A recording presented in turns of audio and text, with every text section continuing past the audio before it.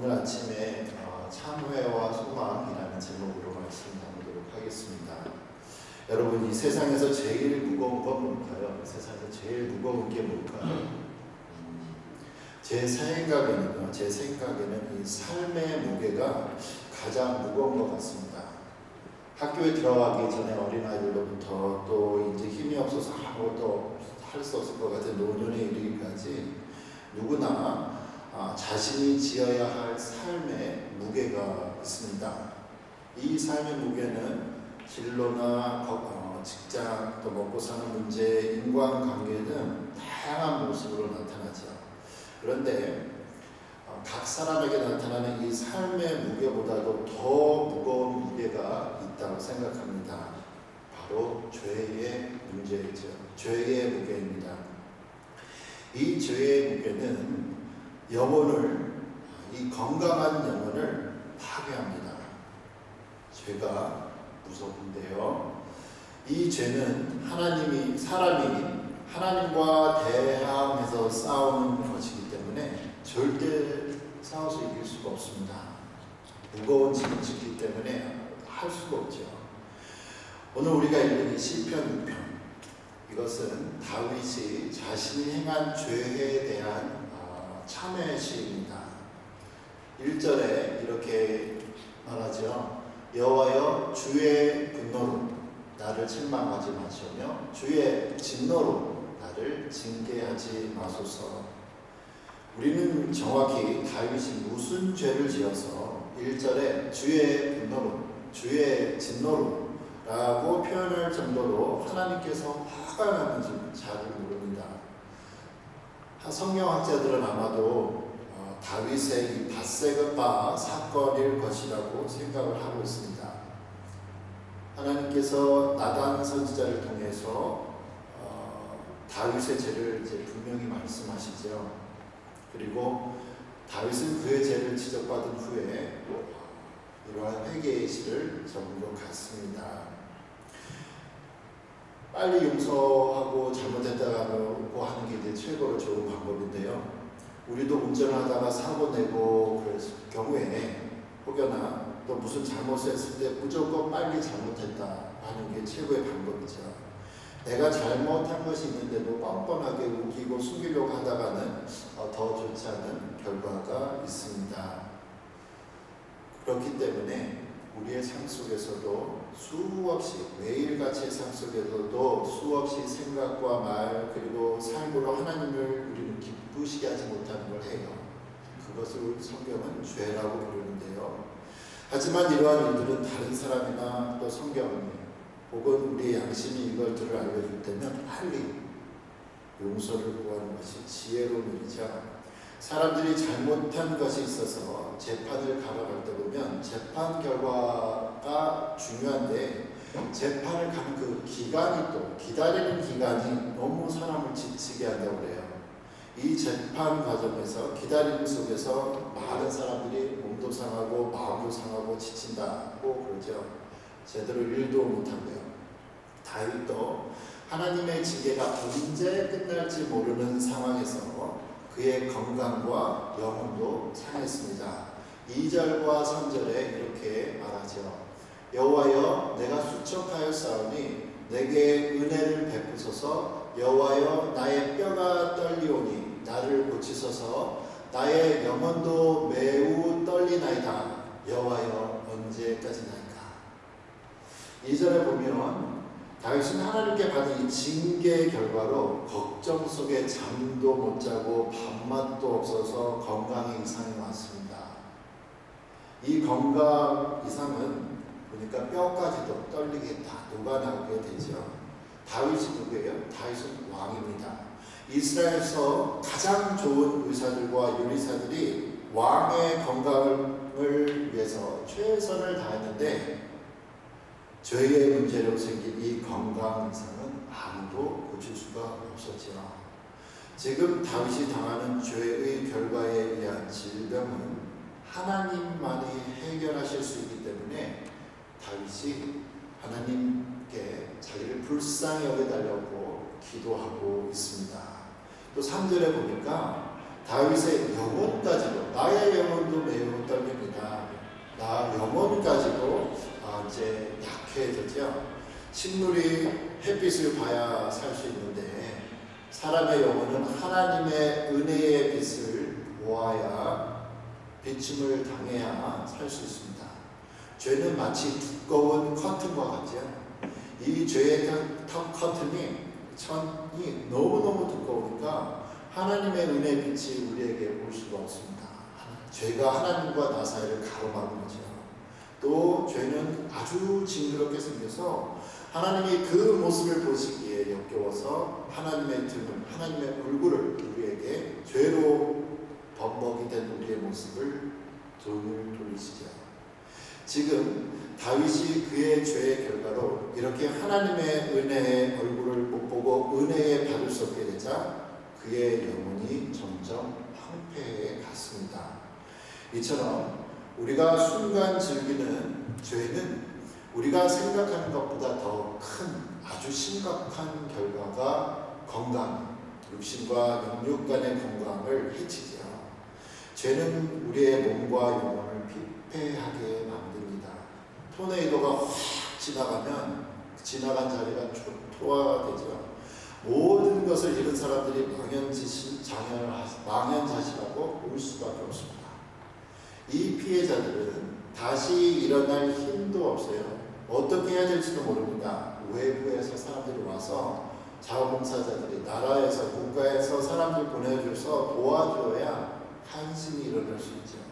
하지만 극심한 가뭄에는 사람이 할 수 있는 게 없습니다. 하늘에서 비가 내리는 그때만을 기다릴 수밖에 없죠. 죄의 결과는 이 자연재해 현장보다 더 큽니다. 이 죄의 문제와 그 결과를 해결해 줄 수 있는 방법은 하나님의 은혜와 자비를 간구하며 기다리는 수밖에 없죠. 그래서 4절과 5절에서 여호와여 돌아와 나의 영혼을 건지시며 주의 사랑으로 나를 구원하소서. 사망 중에서는 주를 기억하는 일이 없사오니 스올에서 무덤에 내려갔을 때 주께 감사할 자가 누구리까. 4절에서 다윗은 하나님께서 자신을 구원해 주실 이유를 말하고 있습니다. 그 하나님이 왜 죄진 나를 구원해 줄 이유가 뭐냐? 바로 주의 사랑으로 말해요. 주의 사랑으로. 우리가 여기서 눈여겨보아야 할 단어가 이 사랑이라는 단어입니다. 일반적으로 변하지 않을 것 같은 사실 이 사랑도 변하지요. 왜냐하면 사랑은 감정이기 때문에 그렇습니다. 우리 사람들이 사랑한 이야기는 감정이에요. 감정. 일반적으로 변하지 않는 이 사랑이 감정이기 때문에 변하는데, 그래서 사람들이 연애할 때 사랑합니다 하지만 그런데 변하죠. 그런데 변하지 않는 영원한 사랑이 있습니다. 바로 이 4절에서 사용된 이 사랑이라는 원문의 뜻을 잠깐 보도록 하겠습니다. 여기서 사용된 뜻은요, 언약적인 사랑이라는 뜻이에요. 언약적인 사랑, 언약. 우리 교회가 언약이라는 이름을 들어봤죠. 영어로는 커버넌트, 우리 교회 이름이 커버넌트라고 하죠. 사람들은 언약이라는 단어를 잘 안 써요. 약속이라는 단어를 많이 쓴단 말이에요. 약속합니다. 그런데 언약이라는 단어는 언제 쓰는가? 이 약속은, 이 언약이라는 단어, 이 커버넌트라는 단어는 내가 당신하고 이러한 하기로 약속을 했는데 내가 이 약속을 지키지 않으면 내가 죽겠습니다. 내가 목숨을 걸겠습니다. 반드시 지키겠습니다 라는 표현이 이 언약이라는 단어에 심각한 단어가 있습니다. 창세기 15장과 17장에서 보면 하나님께서 아브라함에게 영원한 후속의 복을 약속하셨을 때 사용한 단어가 이 언약이라는 단어예요. 또 사무엘하 7장에서 보면 하나님께서 다윗에게 다윗의 후손과 그의 왕위가 영원한 것을 말할 때 약속하실 때 사용한 단어가 이 언약이라는 단어입니다. 이 이야기는 하나님께서 만일 아브라함이나 다윗에게 지금 약속하신 영원한 후손과 영원한 땅과 영원한 그 왕위에 대한 약속을 하나님이 지키지 않으시면 내가 죽겠다. 하나님이 죽으실 일 없죠. 무슨 뜻이죠? 반드시 내가 지키겠다라는 거예요. 다윗은 자기가 하나님 앞에서 정말 용서받을 수 없는 죄를 지은 것을 알았어요. 그래서 지금 회개하고 있잖아요. 당하면서. 하지만 동시에 자기가 하나님께서 내리신 죄값을 감당할 수 없는 것도 알았습니다. 막 자기가 지금 죽어가잖아요. 영과 영혼과 몸이. 그러다가 그러면 어떻게 하면 내가 살 수 있는지를 발견했죠. 그게 바로 자신이 잘나서 그리고 옳은 일을 해서가 아니라 전에 하나님께서 다윗에게 사무엘하 7장에서 자기에게 약속하신 것. 하나님 내가 지금 죽으면 우리의 후손이 어떻게 됩니까? 일어날 수도 없습니다. 하나님 전에 나한테 약속하셨죠. 언약하셨죠. 하나님의 목숨을 두고 약속하신 게 있지 않습니까? 그러니까 나를 회복해 주십시오라는 거죠. 마치 우리가 계약서나 유언장을 작성하면 그 서류에 따라서 일을 진행할 수밖에 없죠. 5절을 보면 하나님께서 다윗은 하나님께 이 언약을 기억하시고 자신이 죽기 전에 수월에 내려가기 전에 무덤에 내려가기 전에 빨리 은혜를 베풀어 달라고 기도하고 있습니다. 왜냐하면 자기가 죽고 난 후에 하나님의 은혜가 내리면 아무런 소용이 없기 때문이지요. 다윗이 하나님께서 자신에게 하신 이 언약을 기억하시고 회복의 은혜를 구하는 간절한 표현이 다시 한번 6절과 7절에 있습니다. 6절에서 내가 탄식함으로 피곤하며 밤마다 눈물로 내 침상을 띄우며 내 뇨를 적시나이다. 내 눈이 근심으로 말미암아 새하여 내 모든 대적으로 말미암아 어두워졌나이다 하면서 6절에서 다윗이 하나님의 은혜를 하나님의 회복의 은혜를 간절히 기도하는데 배고파서 우는 아이처럼 울어요. 지치지요? 피곤해요. 근데 하루만이 아니라 밤마다 눈물을 흘리는데 잠깐 찔끔 나오는 게 아니라 침대를 요를 눈물로 적셨대요. 용서를 받아야 됩니다. 하나님께서 자기를 용서해야 되니까 철저한 회개를 나타내고 있죠. 철저한 회개로 하나님 빨리 그럼 이거 보시면 우리 이 정도로 울면은 애기가 울면 빨리 가서 먹거라도 줘야 되는데요. 우는 아이 떡 하나 더 준다. 근데 하나님이 이렇게 보시고도 밤마다 우는데 그 눈물 때문에 침대가 젖는데 이불이 젖는데 하나님의 용서를 안 하시네요. 하나님이 반응이 없습니다. 반응이 없으니까 너무너무 답답해지는 거죠. 답답해지고 있습니다. 이러한 모습을 잠깐 보면서요. 죄에 대한 용서를 간구하는 이 6절에 표현되는 다윗의 마음을 보면서 우리는 죄에 대해서 어떻게 생각하는가 생각해 봅니다.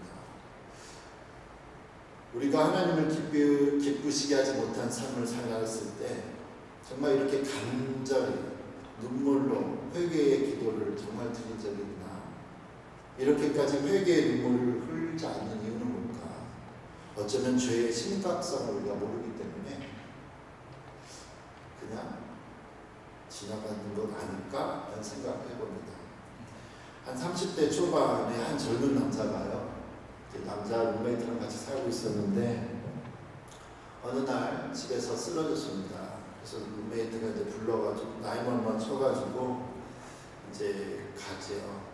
근데 보니까 스트로크가 온 거예요. 중풍이 온 거예요. 이 남자가 혼자 사니까 음식하기가 귀찮고 매일같이 맥도날드 햄버거 패스트푸드를 먹는 거예요. 몸의 결과도 불어나고 몸도 이제 불어나고 혈관도 많이 막혔습니다. 그래서 이 의사분이 급하게 치료해주고 앞으로는 음식도 건강한 거 먹고 이제 운동도 하라고 말씀하시면서 퇴원을 해요.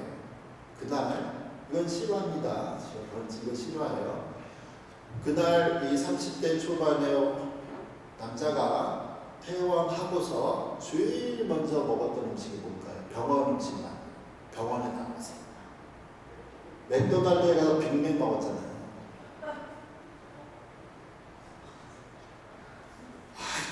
이게 근데 웃을 일이 아닌 거예요. 우리가 죄의 심각성을 알지 못한다면 우리도 하나님의 앞에 와서 그냥 간단히 응급치료 받아요. 회개하고 더 전에 살았던 것처럼 살아갈 수 있는 사람들입니다. 이렇게 하나님께서는 다윗이 눈물로 회개 기도하고 회복을 간구해도 응답이 늦어지자 다윗을 비웃는 사람들이 생겼어요. 바로 7절에서 보는 것처럼 이제 몸과 마음이 다 상하고 하나님께로 징계를 받은 다윗을 보고 다윗을 질투하고 시기로 했던 사람들이 다윗을 비웃습니다. 이건 마치 상처난 곳에 소금을 부린 것과 같아요.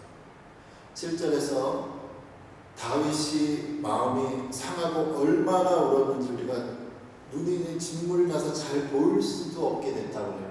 하나님께서 언제 나를 용서하시는가 또 기다리다가 피곤했는데 인제는 비웃음까지 다져야 되니까 저 원수들 때문에 눈이 침침해 하도 답답하고 그래서 심심해졌다라는 거예요.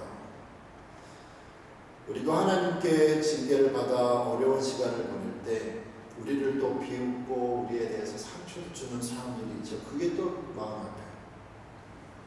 하지만 하나님은 다윗은 언젠가 하나님께서 다시 그를 회복시키실 것을 믿고 소망을 가졌습니다. 8절과 10절에 이렇게 말하죠. 악을 행하는 너희는 나를 지키는 원수들아 다 나를 떠나라. 여호와께서 내 물음소리를 들으셨도다. 여호와께서 내 간구를 들으셨으며 여호와께서 내 기도를 받으시리로다. 내 모든 원수들이 두려움을 당하고 심히 떨며 갑자기 부끄러워 물러가리로다. 다윗은 하나님께서 하신 그 사랑의 언약을 잊지 않으시고 그에게 회복의 은혜를 베푸시는 것을 알았기 때문에 하나님께서는 언약하신 것을 하나님의 이름으로 맹세하신 것을 지키실 하나님을 알았기 때문에 인내하며 기다릴 수 있었습니다. 오늘 시편에서 우리가 이 죄의 결과의 심각성과 그 죄를 용서하시는 하나님의 언약의 사랑을 보았습니다.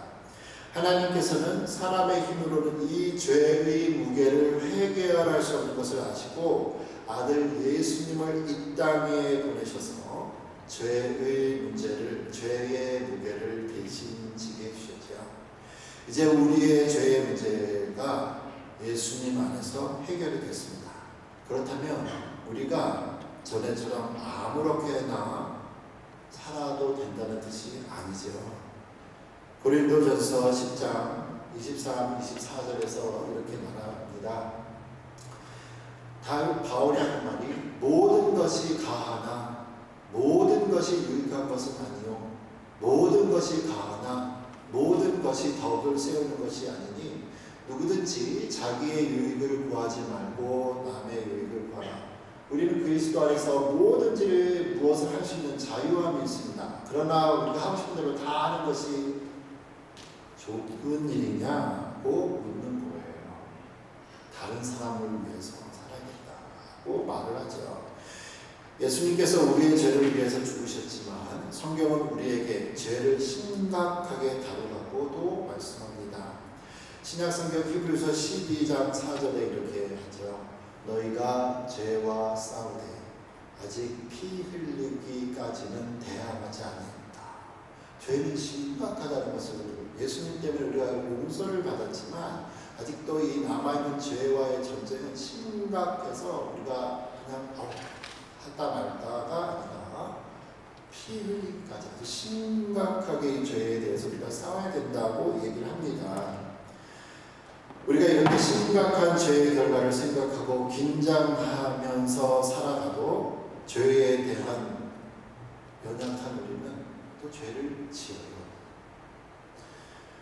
우리는 그럴 때마다 또 다시 하나님 앞에 와서 예수님의 이름으로 회개를 하죠. 그때 죄로 인해서 죄의 무게로 힘들고 지친 우리에게 예수님은 또 다시 한번 회복을 약속하셨습니다. 마태복음 11장 28절 29절에 수고하고 무거운 짐진 자들아 죄의 무게, 삶의 무게, 수고하고 무거운 짐진 자들아 다 내게로 오라. 내가 너희를 쉬게 하리라. 나는 마음이 온유하고 겸손하니 나의 멍에를 메고 내게 배우라. 그리하면 너희 마음이 쉼을 얻으리라. 변하지 않는 사랑의 언약을 우리에게 주신 하나님은 지금 우리에게 회복도 약속하셨습니다. 오늘도 삶의 무게와 죄의 무게로 수고하고 애쓰는 우리 모두에게 예수님 앞에 나오면 평안과 쉼을 주시는 약속하시는 하나님의 위로와 평강이 여러분 모두에게, 우리 모두에게 함께 하시기를 기도합니다. 기도하죠. 사랑의